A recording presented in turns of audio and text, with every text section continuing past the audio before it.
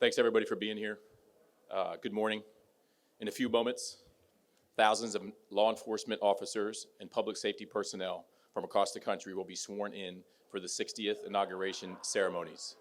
I cannot thank these partners enough for their dedication to this event and their commitment to our great nation.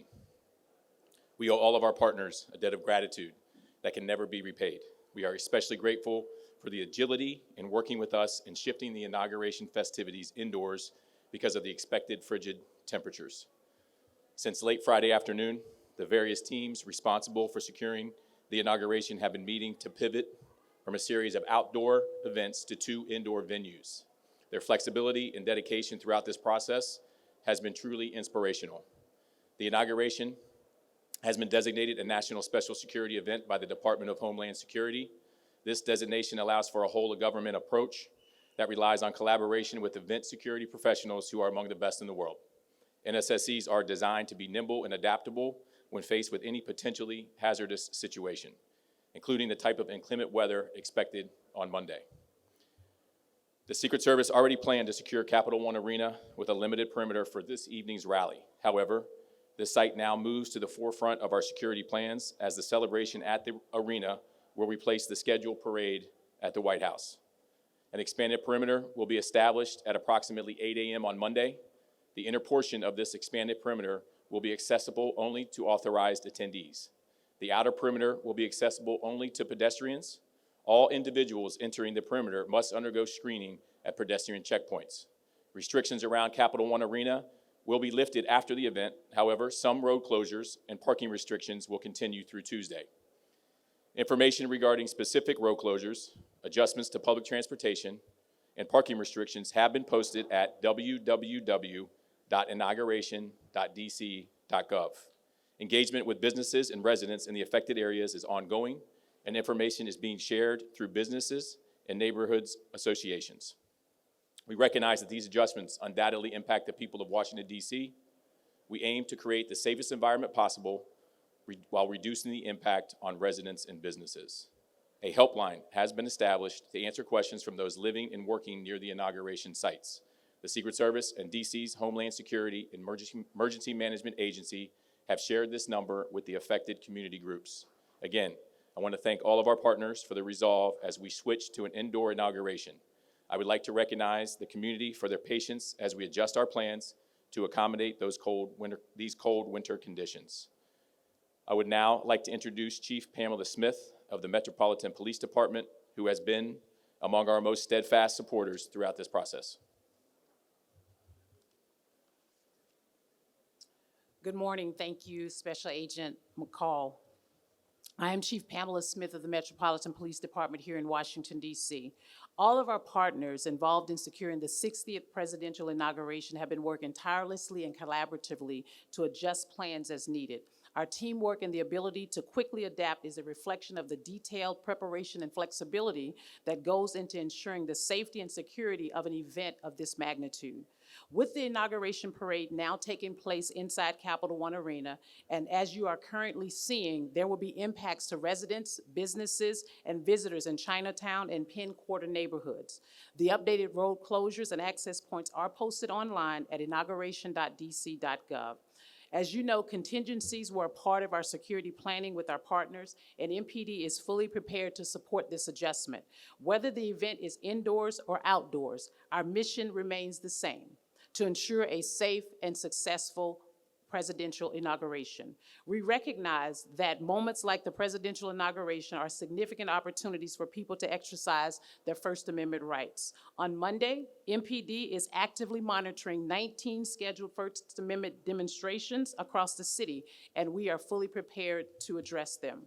We are continuing to work closely with coordination with the United States Secret Service, which leads the National Special Security event.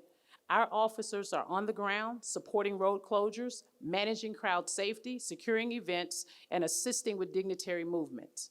The thousands of officers joining us from across the United States, along with the National Guard, are fully integrated into these updated plans, and they are ready to assist. I also want to thank my partners and my colleagues here at the U.S. Secret Service, the U.S. Capitol Police, U.S. Park Police, WMATA, and also our Metro Transit Police. who have been very, very engaged and intentional about how we will move with regards to how things have changed rather quickly. But I also want to thank the men and women of the Metropolitan Police Department for also being very flexible and ready to pivot on a moment's notice to keep the city and the inaugural activities safe. And finally, I want to thank our community for their patience and coordination as we make the necessary changes in our city. Washington, D.C. is proud to host this inaugural and historical event. I will now turn it over to Chief Tom Manger of the United States Capitol Police.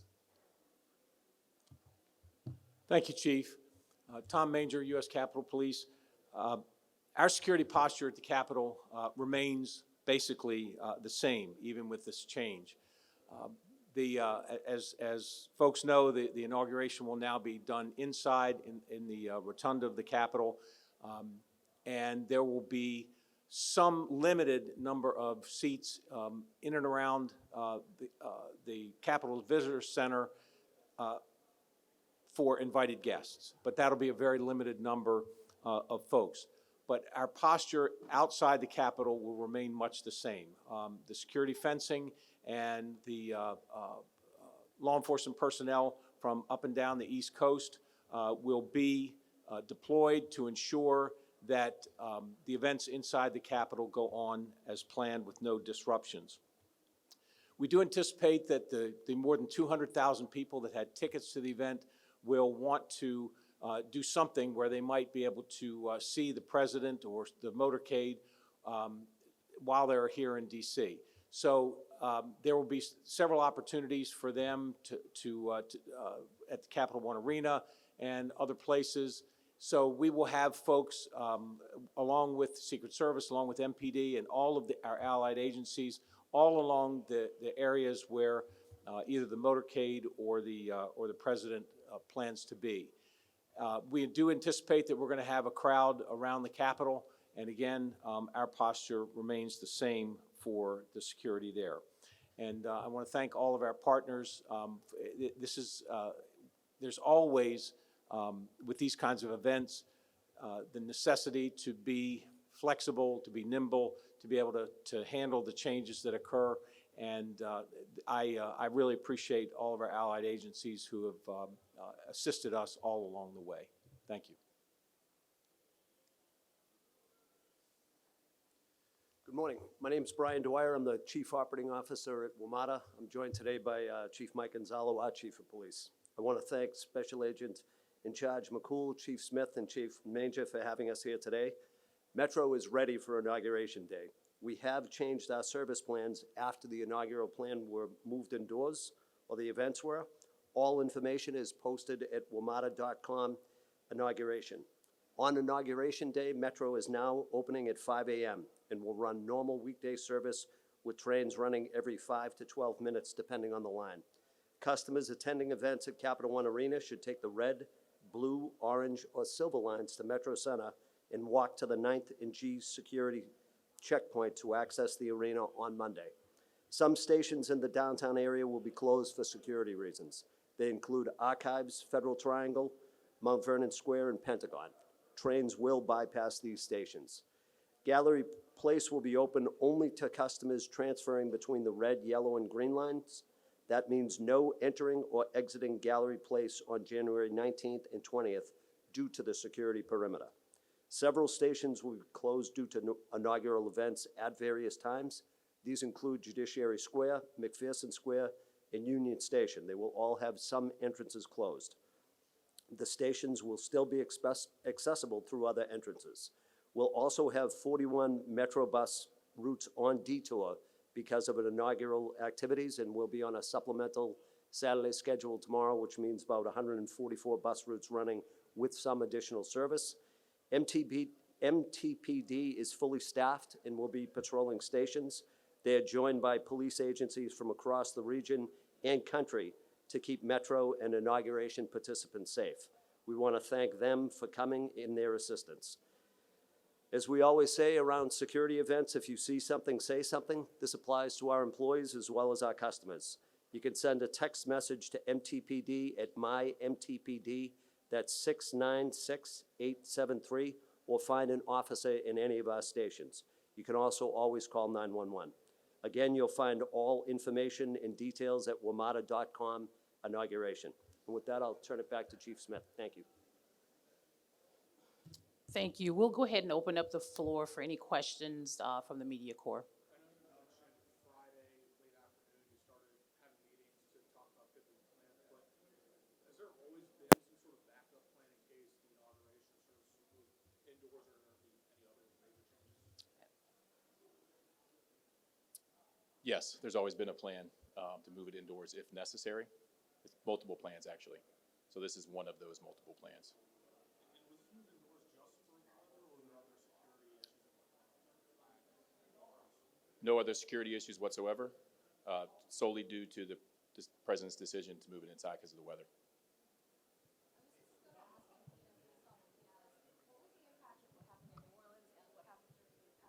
Election cycle on the plans.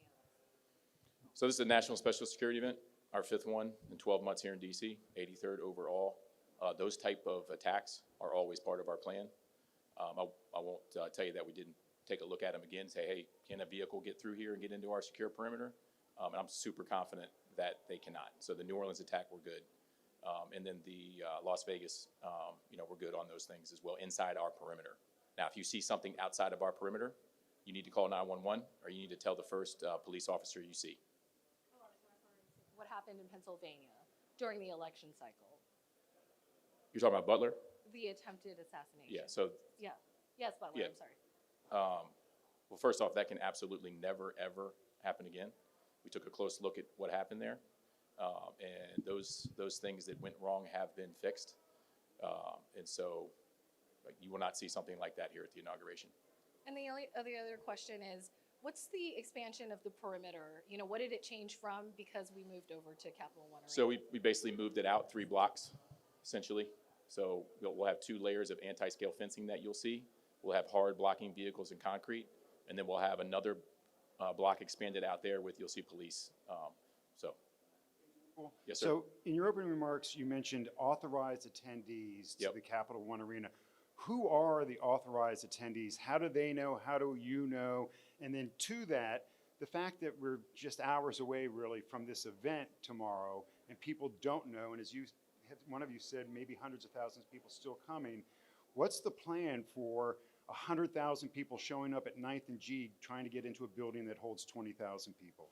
So with respect to the tickets, I have to defer to the PIC, Presidential Inauguration Committee. So to be clear, you do not know who authorized attendees will be at this point?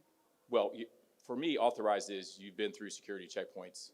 No one's getting into the building without going through our magnetometers. And so from my point of view, once you go through the mags, you're now authorized. Okay, but do you have to have a ticket to get in? I mean, I I'm know. going to defer to the PIC on that. Okay, I and think, so then I Yep. get that. I won't Yep. beat that to Yep. death. But so what you guys will be faced with, very likely, is the probability of tens, if not hundreds of thousands of people showing up at 9th and G, Yep. hoping to get into a building that only holds 20,000 people. Correct. How do you manage that crowd? How are well, you preparing? we're getting for ready to swear in thousands of officers. We have 25 military, public safety, and police officers ready for duty. And so we will shift those assets. We have not cut anything from what our original plan was. And so we have a plan. And I'm very confident with our partners here that we will be ready.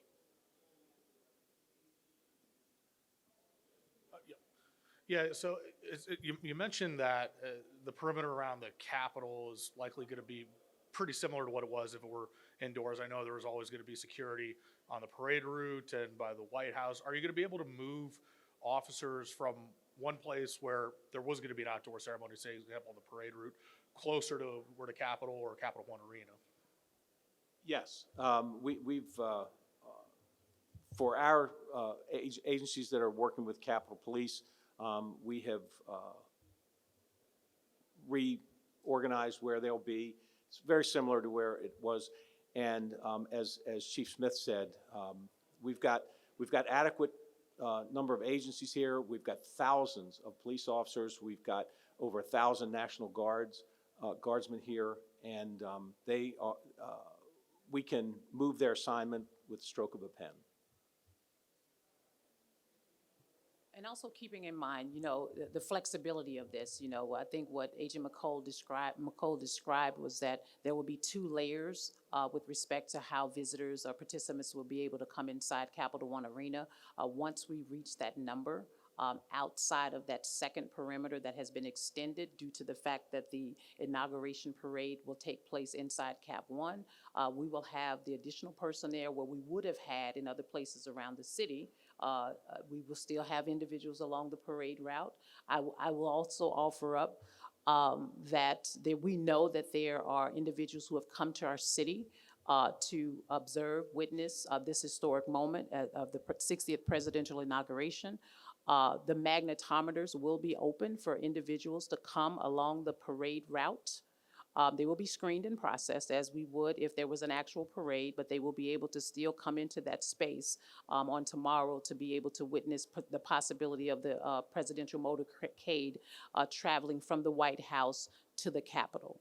So there will be other places, if you will, and in particular along the parade route where if individuals want to be able to come and watch that, that will be accessible to the public. Can I ask how many, we heard 9th and G is a security checkpoint to get into Capitol. Are there any others, or is that the lone checkpoint to get access to 9th and G? Okay, there is a smaller access point or checkpoint for press, but that at 9th and G is the only one. Where that is. I'm sure they'll share it with you, Mark. So for the sooner public, than there's only later. one entrance. That is correct at this time. And so, Chief, let me ask you kind of what I asked Agent McCool. What do you tell the tens of thousands of people who have come to D.C. hoping to see a parade, who will try to get into Capital One Arena? What I will say to them is what I just offered up, the opportunity for participants, visitors who have come to our city to observe the presidential motorcade as it travels from the White House to the U.S. Capitol along the parade route on Pennsylvania Avenue. I mean, we initially had that area enclosed as a secured route. Magnetometers, people can come in and watch. That availability will still be available tomorrow. Last night, we were told the public would have an opportunity from Capital One Arena to the White House after the event there, but now you're saying I said initially that there are several places in which people can see it, right? So- So when you talk about once the capacity has been reached, if you will, inside at Cap One, by that time that parade route will be over, right? The motorcade will be over going from the White House to the U.S. Capitol.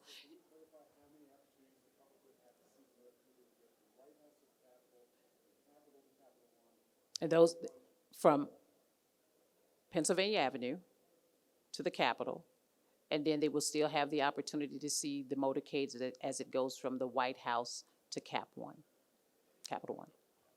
I'm sorry, from the Capitol to Cap One, I'm sorry. One more question. And reverse.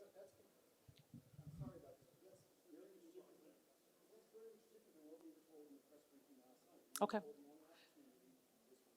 Right. And I think what we have, I think, Mark, I think everybody's point that has happened with respect to this inauguration planning, we have to be flexible. And there are other opportunities. We want to be able to have an opportunity for those visitors who have come to this city to be able to at least see the motorcade as it travels from the White House to the U.S. Capitol. So therefore, the same parameters that we had in place with participants being able to come to Pennsylvania Avenue through the magnetometers to watch the motorcade go through, that availability will be made available to those folks that are in our city. Yes, sir. Hi, thank you very How are much. you? Ronan from Perspectives TV from Canada. Since last night, there's been a lot of posts on social media, especially on X, saying that there's all kinds of threats regarding tomorrow. In one post, someone even said there's a nuclear threat. As absurd as it sounds, my question is, first of all, are you aware of it? And second, are there any actions taken because it's causing a lot of unrest? People are worried. I think that any time we receive any information with respect to any type of threats to the city or any type of special event, we all become concerned, but we have our intelligence teams, fusion centers from all of our respective agencies that will take a good look at that information to ensure whether or not it's credible or not credible. And I think I've said before that we take every threat or any type of threat to either an event or to an individual person very seriously. At this time, we have not received any credible threats, but we're taking any threats that come into this city very seriously. Any other questions? I'm not a meteorologist, but I can tell you a little bit about the weather. It's going to be cold. I mean, I think we have all, the purpose for the inauguration parade going inside of Capitol One is due to the fact of the inclement weather and the fact that it'll be relatively cold. We have, as you know, this city prepares, I think, very well when it comes to inclement weather. Our DPW teams will be out across the city. They have already started putting salt and brine across the city. But I think the other piece of it is that we want people to dress warm and to be safe if they're going to be outside. We will have our fire and EMS staff available in the event there are any hypothermia issues, but what we want people to do is to be safe. Dress warm if you're going to be out in inclement weather. We already know what the temperature will be, which is why the parade moved inside. Take a good look, if you will, at some of our senior members in our city, make sure they're well prepared, and our DPW team will be out there to ensure that we're clearing the snow as we did on January 6th.